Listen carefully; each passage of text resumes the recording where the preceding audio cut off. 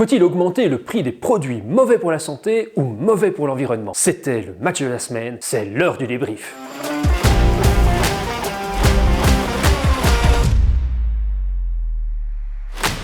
Bonjour, je suis Laurent Debrie et je suis le pilote du mouvement positif Il fera beau demain. Chaque semaine, on vous propose d'approfondir des débats de société.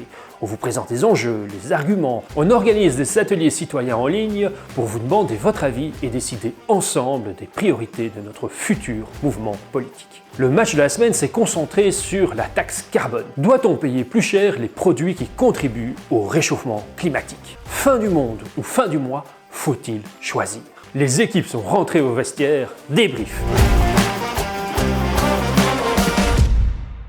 Indispensable, mais voilà qui résume parfaitement le résultat du match. La plupart des citoyens qui ont participé à notre atelier sont favorables à une taxe qui dépendrait du nombre de tonnes de CO2 nécessaires pour fabriquer ou transporter un produit. Toutefois, certains se demandent si l'effort nécessaire pour décarboner nos économies n'est pas trop important, si la neutralité carbone n'est pas de toute façon inaccessible. Pourquoi dès lors se faire du mal si de toute façon cela ne sert à rien? D'autres encore se demandent si c'est le bon moment pour créer une nouvelle taxe alors que la pandémie nous plonge déjà dans la crise économique. Mais pour la plupart des participants, ce n'est pas une question de choix. On n'a pas le choix. On ne peut pas attendre. Le réchauffement climatique est une réalité et devoir réduire nos émissions de CO2, une évidence. Intégrer dans le prix des produits le coût environnemental est dès lors indispensable. Ce n'est pas pour autant qu'ils approuvent l'idée d'une taxe carbone sans nuance. Au contraire, ils ne l'envisagent qu'accompagnée de nombreuses balises.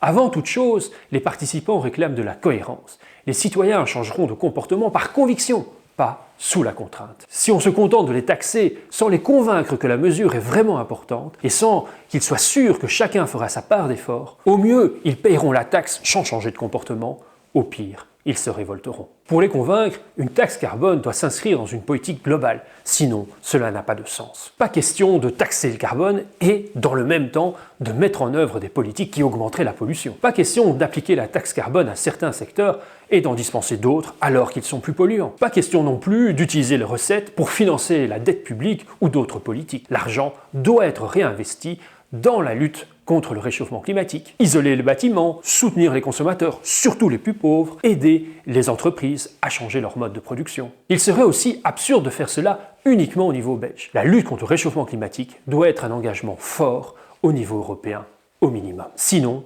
les efforts que nous ferons seront peut-être beaux, mais ils seront surtout inutiles. D'ailleurs, de nombreux participants souhaiteraient qu'on inverse le raisonnement. Plutôt que de taxer et de se demander ensuite comment utiliser au mieux les recettes, soyons positifs. Parlons de réduire le coût des produits de qualité, de récompenser les citoyens et les entreprises qui réduisent leur empreinte carbone, d'investir dans l'efficacité énergétique. Et expliquons ensuite que pour financer cela, on va taxer le CO2. L'adhésion des citoyens sera beaucoup plus forte.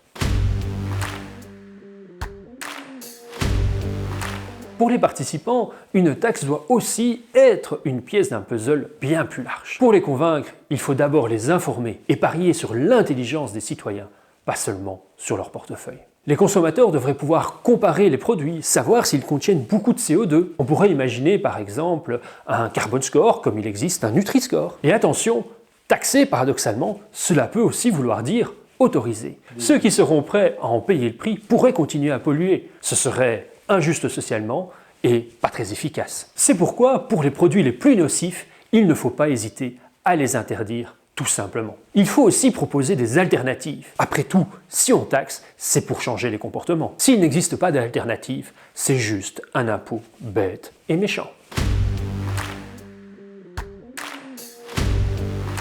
De nombreux participants comptent aussi sur une taxe carbone pour favoriser une relocalisation de notre économie et une plus grande autonomie alimentaire. Les produits venant de loin et ceux fabriqués dans des entreprises très polluantes seraient beaucoup plus chers. On arrêterait aussi de pêcher des crevettes en mer du Nord pour les faire décortiquer ensuite au Maroc et enfin les consommer à Bruxelles. Ou de consommer du bœuf argentin en Belgique et du blanc-bœuf belge en Argentine. La taxe carbone, pour ou contre? Plutôt pour, semble-t-il. Mais surtout pour si cela permet de financer des politiques qui rendront accessibles les produits qui sont bons pour la santé et pour la planète. Mais ce n'est pas nécessairement le dernier mot. Vous pouvez rejouer le match en vous rendant sur notre plateforme ilferabeaudemain.team. Pendant plusieurs semaines encore, vous pouvez participer, argumenter et voter. Votre avis compte. Construire un mouvement positif, ensemble, c'est possible.